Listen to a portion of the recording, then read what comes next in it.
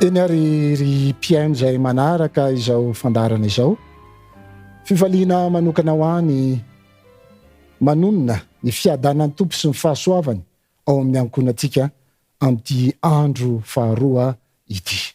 Mandritra n'ity eninandro ity sika dia anaraka n'ilay lohahevitra hoe hovonjeny ianao sy ny ankonanao, izay hitantsika ao amin'ny asan'ny apôstôly toko 4:12 teny 9:1-3 tapany faharoa. Amin'ity andro faharoa ity dia fifaliana ho any misaotra mandrakariva an'Andriamanitra satria nomeny antsika foana ny fofinaina ny zavatra rehetra, ka nomeny antsika ihany koa ny sofina sy ny maso ary ny saina mahay mandinika ahafahantsika miaino ny tenin'Andriamanitra. Tombontsoa lehibe zany ry mpiaino malala. Ndentsika amaky ny anokatra ny Baiboly eny am-pelantanantsika, ka anokatra ny tenin'Andriamanitra ao amin'ny Luka toko 4:2-12 ka hatramin'ny 4:12. Luka toko 4:12 ka hatramin'ny 4:12. Toy izao ny ambaran'ny tenin'Andriamanitra: ary tamin'izany andro zany dia lasa nakany tendrombohitra Jesosy mba hivavaka, ary naharitra ny vavaka tamin'Andriamanitra nandritra ny alina izy. Ary noho ny maraina ny andro dia natsoa ny anatona azy ny mpianany, ka ny fidiana ny 12 lahy zay nataony hoe apôstôly, dia Simona izay nataony koa Petera, sy Andrea rahalany, sy Jakoba, sy John, sy Filipo, sy Bartelemeo, sy Matio, sy Tomasy, sy Jakoba zanaky Alfeo, sy Simona izay atao hoe Zelota, sy Jodasy zanaky Jakoba, ary Jodasy Iskariota izay tonga namadika.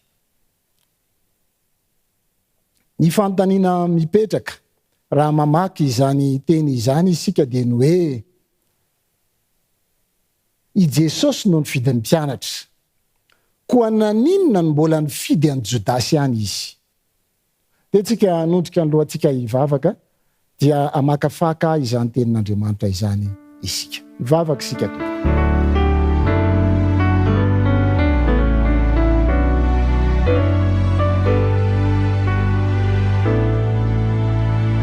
Ray masino, makasitraka anao mandrakariva izay noho ny fotoana ahafahanay mihaino ny teninao. Mitenena Jehovah ho fa mihaino anao izahay, aoka nefa fanahinao aminay taridalana anay. Tononay vavaka amin'ny anaranao Jesosy irery ihany. Amen.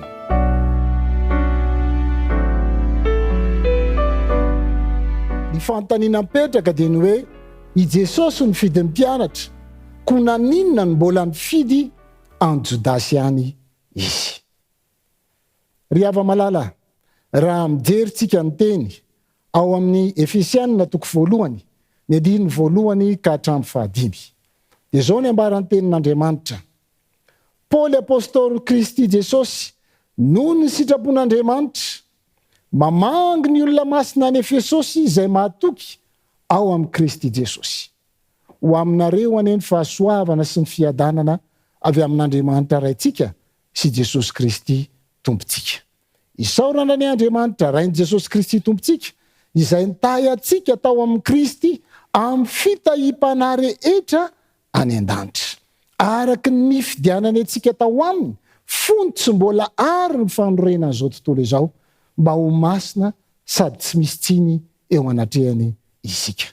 Rehefa notendreny raha teo amin'ny fitiavana isika, mba ho azy amin'ny fananganananaka amin'ny alalan'i Jesosy Kristy arak'izay akasitrahan'ny fony. Raha mijery izany toe-javatra izany isika dia ato amin'ny bokin'ny Efesianina dia mahita fa misy fitahina manokana izay ambaran'ity boky ity.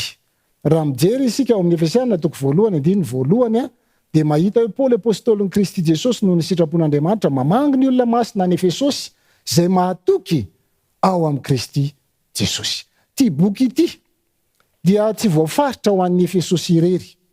Raha mijery tsika ny tena nanoratana n'io boky io dia tsy mahita n'io teny hoe Efesosy io isika. Midika izany fa natao atsika amin'izao vanim-potoana izao ihany koa ity boky ity. Natao ho an'ny ankonanao izany boky izany. ka ianao zany raha anisan'ireo olona masina, raha anisan'ireo olona mahatoky an' Jesosy Kristy dia natao anao zany boky izany. Ka mamangy antsika ny tenin'Andriamanitra amin'ity androany ity. Andiny faharoa dia zao ny ambarany teny ho aminareo any fahasoavana sy fiadanana avy amin'Andriamanitra raintsika sy Jesosy Kristy tompontsika. Mahafinaritra fa nanomboa amin'ny Paoly ny teniny eto dia rehefa nyteny izy hoe ny olona izay anoratany bokony dia hoe ny olona masina sy mahatoky. Mino aho fa ao anatin'izany ianao dia ao aorianan'izay dia tonga dia tsodrano ny tononony. Matetika ny tsodrano dia any amin'ny fiafaran'ny fotoam-pivavahana. Fa matetika eto anefa dia nataony aty anoloana ny tsodrano ho aminareo any fahasoavana sy ny fiadanana avy amin'Andriamanitra raintsika. Amen. Dia ny fahatelo dia raha mijeritsika dia fisaorana an'Andriamanitra no ataony eo. Hoe isaorana ane Andriamanitra rain' Jesosy Kristy tompontsika izay nitahantsika tao amin'ny Kristy amin'ny fitahim-panahy rehetra any an-danitra. Be dehibe zany ny fitahiana omen'Andriamanitra atsika ry hava-malala ary rariny raha misaotra. Indraindray nefa tsy tsapantsika ireo fitahiana ireo ary indraindray tsy hita amin'ny masontsika ny fisalovanan'ny anjely eo amin'ny fiainantsika isa-tsegondra isa minitra dia misalovana eo amin'ny fiainantsika ny anjely.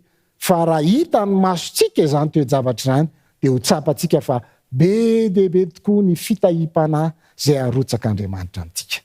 Ny voalohany teo zany dia hoe natao ho antsika ity boky ity ho antsika olona masina sy mahatoky an'i Kristy. Faharoa dia nitonony ny Paoly ho anao sy ho ahy ny tsodrano.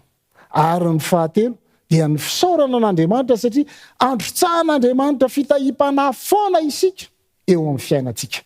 Dia rarintsika raha misaotra sy mankasitraka an'Andriamanitra satria omaly ihany koa tsika dia nahita an'izay hoe mila manana ny toe-tsain'i Mosesy tsika dia ilay toe-tsaina mahay mankasitraka eo amin'ny fiainantsika tsirairay avy. Eo amin'ny teboka fahaefatra eo amin'ny bokin'ny Efesianina io ihany dia hozy izy hoe araky ny fidianany atsika. Io teny anankiray io dia atspihako tsara hoe ny fidianany atsika. Zany hoe Kristy mihitsy zany no nifidy atsika tao aminy.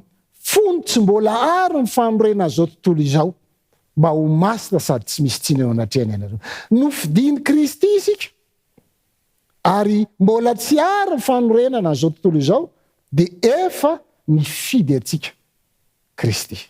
Mahafinaritra be zany teny zany, mampahery zany hoe ianao io izay manaraka izao fandaharana izao dia tsy olon'olom-pony ianao fa olona manana ny maha izy azy. Kristy mihitsy no nifidy ianao hatrany amin'ny famoronana izao tontolo izao. Manana ny maha izy azy isika. Kristy no nifidy atsika. Aza atao aza ambanimbaniana ny tenanao, aza atao tsinotsinona ny momba ny fiainanao fa Kristy no nifidy ianao ary nofidiny ianao mba ho masina sady tsy misy tsiny eo anatrehany. Nipetraka ilay fanontaniana tany am-panombohana hoe Kristy no nifidy ny mpianatra, ko nahoana ary izy no nifidy an Jodasy? Mazava be zany eto fa mbola tsy ary ny fanorenana an'izao tontolo izao no efa nifidy